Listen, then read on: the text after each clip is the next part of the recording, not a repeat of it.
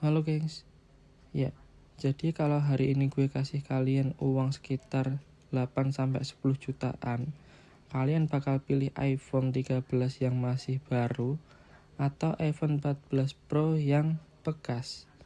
Karena jujur ya, saat ini yang paling sering muncul di kepala gue dan mungkin kepala kalian semua adalah pilih HP baru yang lebih aman, yang tangan pertamanya itu dari kita, atau HP second tapi kelas flagship. Dan ternyata jawabannya itu nggak semudah itu, jawabannya itu rumit menurut gue. Kebetulan gue saat ini pakai iPhone 14 Pro buat daily driver, dan gue juga punya iPhone 13 basic. Jadi di video ini gue bakal bahas dan gue kasih pendapat berdasarkan pengalaman pribadi gue pakai HP keduanya ini. Bukan cuma sekedar speknya, dan ini murni dari pengalaman gue. Coba kita lihat dulu dari harganya. iPhone 13 baru sekarang ada di kisaran 7,5 jutaan, 7.500.000, sampai gue terakhir kali ngecek itu sekitar 8.500.000-an. Sementara gue ngecek iPhone 14 Pro second di marketplace tuh harganya itu udah turun jauh. Yang dulunya masih 15-20 jutaan, sekarang tuh gue ngecek ada di kisaran 9 juta sampai 11 jutaan, tergantung RAM-nya ya. Tapi kali ini kita bakal bahas yang di RAM 4 GB atau internalnya 128 lah. Jadi dengan budget yang hampir sama, kalian dihadapkan dengan dua pilihan yang sama-sama menarik lah, dengan budget yang mungkin 11-12 lah. Yang satu HP-nya baru, buka segel sendiri, baterai health-nya masih 100%, tinggal pakai tangan pertama. Yang satunya second, tapi ini dulu tuh mantan flagship Apple, jadi wajar kalau misalkan itu muncul di kepala kita. Nah, kalau gue jadi orang yang baru pertama kali pindah ke iPhone, jujur ya, iPhone 13 yang baru itu susah banget buat ditolak. Itu menurut gue. Pertama, baterai health-nya masih 100%.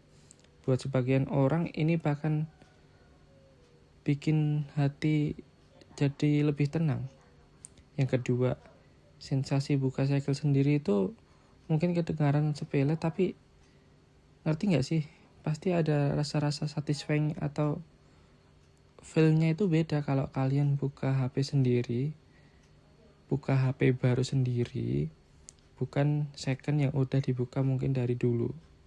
Dan yang paling penting, kalian gak perlu kepikiran HP ini itu pernah jatuh gak ya, pernah dibongkar gak, atau partnya masih ori semua atau gak ya.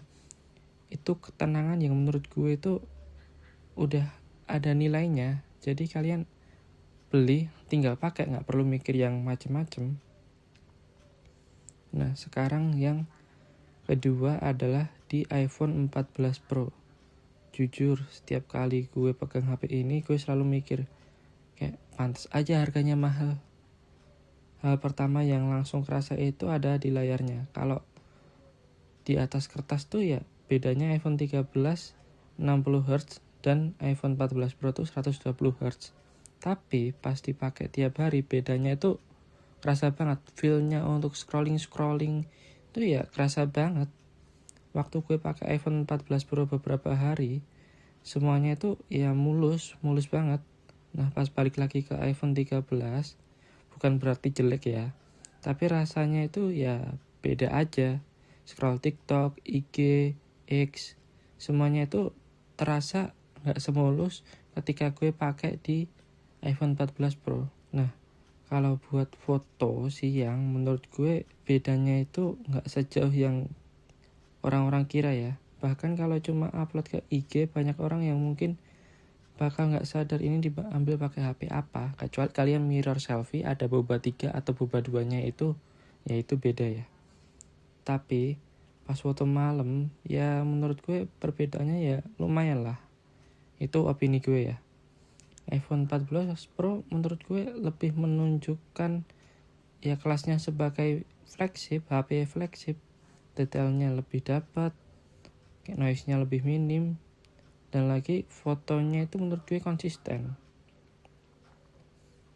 Nah, selanjutnya poin yang paling orang pikirin mungkin ada di fitur iPhone 14 Pro, yaitu di Dynamic Island-nya. Jujur, pertama kali Apple ngenalin fitur ini ya gue mikirnya paling cuma poni yang dibikin sok-sokan keren aja. Bahkan gue sempat ngerasa pertama kali itu ini cuma gimmick doang. Tapi setelah dipakai beberapa hari itu ternyata ya beda. Contohnya pas lagi dengerin Spotify, terus lagunya muncul gitu, tinggal tap langsung balik ke aplikasi Spotify-nya. Atau misalkan kalian lagi masak mie lah, terus sambil pasang timernya, kalian timer pas kalian masak mie, kelihatan kan di atas harus buka aplikasi di jamnya. Kecil sih tapi kayak ya praktis aja gitu, kita bisa ngelihat di Dynamic Island-nya itu. Atau pas lagi Google Maps, arah navigasi itu tetap muncul di Dynamic Island-nya, jadi nggak perlu bolak-balik buka aplikasinya gitu. Lebih praktis aja kalau ada di Dynamic Island-nya. Tapi pertanyaannya, apakah cuma gara-gara Dynamic Island kalian harus upgrade? Ya enggak, tapi setelah beberapa bulan pakai, pas balik lagi ke iPhone 13 tuh rasanya kayak loh, atasnya tuh kosong banget. Yang sebelumnya diisi Dynamic Island, sekarang ya tampilan notes biasa. Jadi menurut gue ini bukan fitur yang wajib upgrade, tapi ini ya fitur yang bikin pengalaman pribadi kita pakai iPhone tuh jauh lebih nyaman. Hanya sebatas itu. Jadi kalau ditanya bagus, memang bagus, tapi perlu upgrade ya nggak sewajib itu. Nah, yang menurut gue paling penting adalah di benchmark Antutu FPS chipnya. Kalau di iPhone 13 dia dibekali chip A15 Bionic. Kalau di iPhone 14 Pro dia udah dibekali A16 Bionic. Tapi jarang yang ngomongin hal-hal kecil kali ya.